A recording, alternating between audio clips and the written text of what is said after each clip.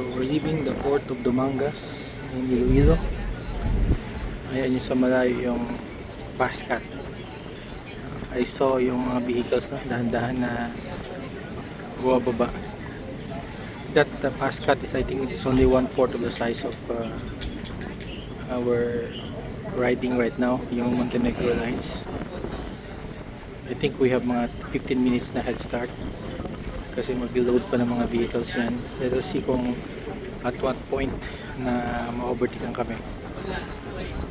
Medyo more expensive, no, riding a Pascat, but sa number of vehicles waiting there, no, siguradong mapupuno kagad yan.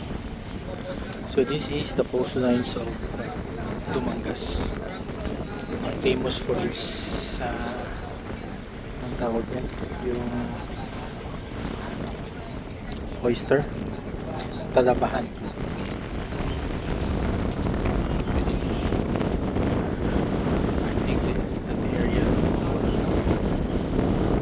This is Guimaras side, or the front side of the Roro vessel.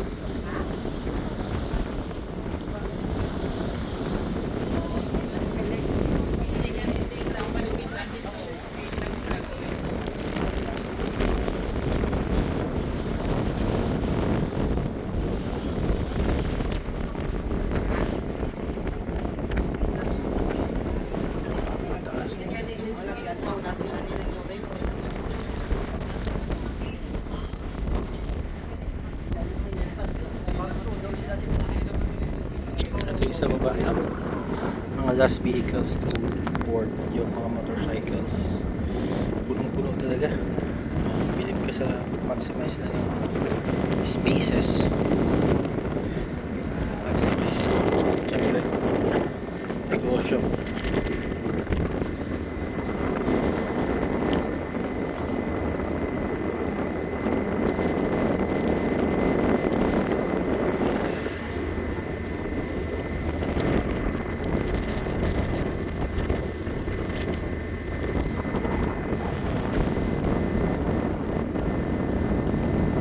Check natin, no?